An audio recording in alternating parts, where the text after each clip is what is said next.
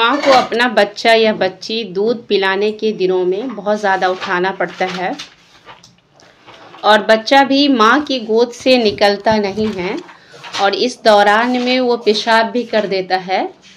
तो इस बारे में क्या हुक्म है? बच्चे या बच्ची के दूध पिलाने की मुद्दत में कोई फ़र्क है या नहीं? क्योंकि 2 ईयर है ना दूध पिलाने का, तो क्या दोनों में कोई फ़र्क है? और ये सवाल जो है, ये क्वेश्चन जो है, वुदू, नमाज और हर वक्त कपड़े बदलने में मशक्क़त के पहलू से है, जो कि मतलब कठिन है। तो इसका जवाब ये है कि लड़का जब तक खाना ना खाने लगे उसके पेशाब पर पानी छिड़क लिया जाए और जब खाना खाने लगे तो उसका पेशाब धोया जाए। यानी 6 मंथ तक उमूमन जो होता है, मतलब आज के वक्त में 6 मंथ तक ज़्यादातर ख़वातीन जो हैं नहीं खिलाती पिलाती हैं। 6 मंथ के बाद से उमूमन खिलाने लगते हैं लोग आज के वक्त में। लड़की का पेशाब हर हाल में धोया जाए, खा वो खाना खाती हो या ना। बेबी में फीमेल है तो उसका धोया जाए। है बेबी गर्ल है तो बेबी गर्ल का पेशाब जो है, अगरचे वो पैदा हुई हो, उसको धुला जाएगा, और बॉय है अगर तो उसका पेशाब पे छींटा लगाया जाएगा। इसकी दलील वो सही हदीस है जो सही बुखारी, मुस्लिम, अबू दाऊद वगैरह में मरवी है। और अबू दाऊद में उम्मे कैस बिनते महसिन रज़ियल्लाहु अन्हा से रवायत है कि वो अपने छोटे बच्चे को लेकर रसूल सल्लल्लाहु अलैहि वसल्लम की खिदमत में हाजिर हुई और उसे रसूल सल्लल्लाहु अलैहि वसल्लम की गोद में बैठा दिया। बच्चा खाना नहीं खाता था, उसने आपकी गोद में पेशाब कर दिया तो आपने पानी मंगवाया और उस पर छिड़क दिया और उस जगह को नहीं धोया। इसी तरह से सुनने अबी दाऊद, इब्ने माजा में है कि आप सल्लल्लाहु अलैहि वसल्लम ने फरमाया, लड़की का पेशाब धोया जाए और लड़के के पेशाब पर छींटे मार दिए जाए। जबकि सुनने अबी दाऊद की दूसरी रिवायत में ये वजाहत है कि लड़के के पेशाब पर छींटे मारे जाए जब तक कि वो खाना ना खाता हो। तो बेबी बॉय है अगर तो उसके पेशाब पे छींटे मारना है और बेबी गर्ल के पेशाब को धुलना है। रीज़न उसका ये है, बेबी बॉय का पेशाब जो है वो उड़ता है, तो हाँ सुनिए, बेबी बॉय का पेशाब जो है उड़ता है तो उसको धुलना मशक्क़त है, क्योंकि वो कई जगह पे पड़ता है, समझ रहे हो, कई जगह पड़ रहा है, बहुत बार ऐसा होता है, तो उसको धुलना, मतलब एक पहलू ये है, एक हिकमत ये हो सकती है, मतलब नबी सल्लल्लाहु अलैहि वसल्लम ने कोई रीज़न नहीं बताया लेकिन उलमा ने रीज़न बताया। तो हमें तो जो कुरान और हदीस की बात आ जाए ना तो हमें उसको ले लेना चाहिए, समझ रहे हो, लेकिन फिर भी उलमा ने एक हिकमत बताई है तो उसको हम समझने के लिए, अपने आप को सेटिस्फाइड करने के लिए सुन सकते हैं कि एक रीज़न ये है कि उनका पेशाब जो है चारों तरफ फैलता है तो वो धुलना थोड़ा मुशक्क़त है। गर्ल का पेशाब एक जगह रहता है, एक तो ये रीज़न है। दूसरा ये है कि गर्ल के पेशाब में स्मेल ज़्यादा होता है बॉय के बनिस्बत, क्योंकि गर्ल जो है ज़्यादा हरकत नहीं करती है, बॉय जो है हरकत करता है। मतलब एक रीज़न ये भी है, मतलब मूवमेंट। बच्चों की कै का क्या हुक्म है, पाक है या नापाक है? ठीक है, हाँ, वोमिटिंग का। ऐसी चीज़ों का असल हुक्म उनका पाक होना है। सिर्फ इस बात से ये चीज़ मैदा से खारिज होती है और उसमें बू पैदा हो चुकी होती है, हम उसे नापाक नहीं कर सकते। जैसे कुछ लोग उसको टॉयलेट से, पॉटी से तशबीह देते हैं, ठीक है, लेकिन ये सही नहीं है, वो एक अलग चीज़ है, वो एक अलग चीज़ है, ठीक है। तो इससे वज़ू नहीं टूटता है। जैसे अगर कोई वज़ू किए हुआ है तो अगर किसी को, मतलब किसी ने वॉमिट कर दिया वज़ू करने के बाद, तो वो उसका वज़ू नहीं टूटेगा। ये अलग चीज़ है कि गंदगी से एक जो सलीमुत्तबा इंसान है तो वो गंदगी के पास रहेगा नहीं, उसको कपड़े में लग गया तो उसको धुल ले, वो कर ले, वो लगा, लेकिन चेंज कर ले या धुल ले, जो भी है, लेकिन वज़ू नहीं टूटता है। ये चीज़ है, समझ में आ रही बात? सवाल है आगे, औरतों की हाँ विलादत के मौका पर डॉक्टर या नर्स के कपड़े जच्चा के खून और आलाइश से आलूदा हो जाते हैं, यानी गंदे हो जाते हैं, ठीक है, खून से, ब्लड से। क्या उनके लिए उन कपड़ों में नमाज पढ़ना जायज़ है? यानी डॉक्टर और नर्स को जो डिलीवरी पेशेंट वगैरह को देखती हैं, क्योंकि ये काम ही इस तरह का है कि उसमें हर नमाज के लिए बार बार कपड़े तब्दील करना बहुत मुश्किल होता है। एक क्वेश्चन है, इसका आंसर ये है कि उनके लिए ज़रूरी है कि अपने पास कपड़े रखा करें अलग से, ताकि उन नजिस कपड़ों के बजाय पाक कपड़ों में नमाज पढ़ सके, और इसमें कोई ऐसी मशक्क़त वाली बात नहीं है। और ऐसा होता है क्योंकि उस हालत में अलग कपड़े पहनती ही हैं, है ना, ग्लव्स यूज़ करती हैं। औरत के बचे हुए पानी से मर्द के लिए तहारत का क्या हुक्म है।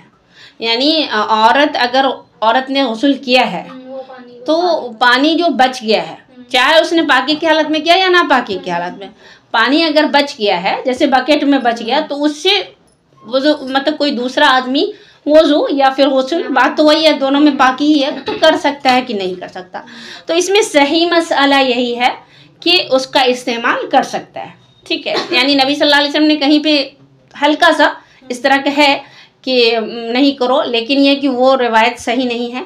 जो सही रिवायत ये है कि नबी सल्लल्लाहु अलैहि वसल्लम ने सैयदा मैमूना रज़ियल्लाहु अन्हा के बचे हुए पानी से गुस्ल फरमाया था, नबी सल्लल्लाहु अलैहि वसल्लम ने।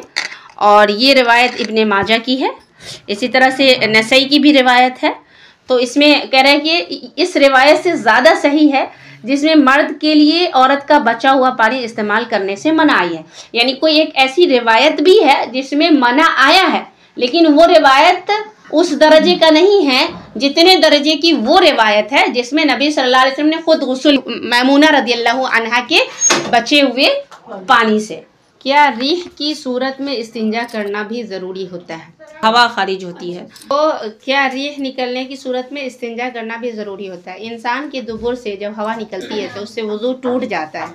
नबी सल्लल्लाहु अलैहि वसल्लम फरमाया है, आदमी उस वक्त तक ना फिरे हत्ता कि आवाज़ सुने या बूम स्मेल या आवाज़, ठीक है, तभी निकलना है। जैसे पेट में भी गुड़गुड़ाहट होती है कभी कभी, तो उससे नहीं करे, मगर उससे इस्तिंजा करना यानी शर्मगाह का धोना लाजिम नहीं आता है, क्योंकि उससे ऐसी कोई चीज़ खारिज नहीं होती जिससे जिस्म का धोना लाजिम है। मगर वज़ू बहरहाल टूट जाता है और सिर्फ मसनून यानी सुन्नत क्या है, वज़ू करना।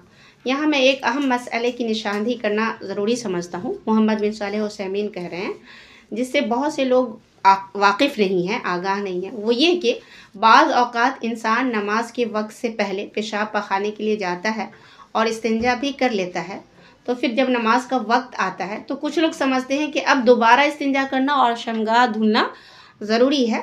तो ये बात सही नहीं है। जब शर्मगाह से कुछ निकला और एक बार इंसान ने इस्तिंजा भी कर लिया और जिस्म पाक साफ़ हो गया, तो अब नमाज के वक्त दोबारा उसकी कोई ज़रूरत नहीं है, जबकि उसने शरई आदाब और शुरूत के साथ इस्तिंजा कर लिया है। इस्तिंजा किसको कहते हैं, पाकी हासिल करने को।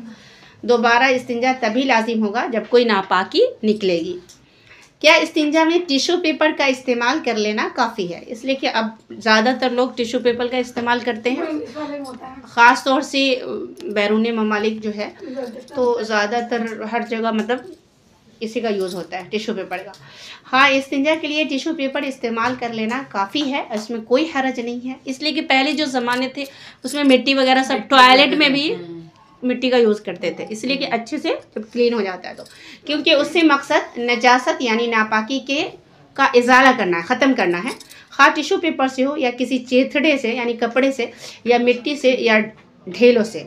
हाँ, शरीयत की मना करदा चीज़ों से इस्तिंजा करना जायज़ नहीं है, मसलन हड्डियों या लीद और गोबर, ठीक है, इससे जायज़ नहीं, क्योंकि हड्डियाँ अगर ज़बह किए गए जानवर की हो, ज़बह किए गए जानवर, तो ये जिनों की खुराक होती है, और गैर ज़बहशुदा जानवर की हो तो वो नापाक होती हैं और नापाक चीज़ से पाकी हासिल नहीं हो सकती, ठीक है। और गोबर हलाल जानवर का हो तो ये जिनों की हैवानात की खुराक है, यानी जिनों के जो जानवर हैं उनकी खुराक होती है।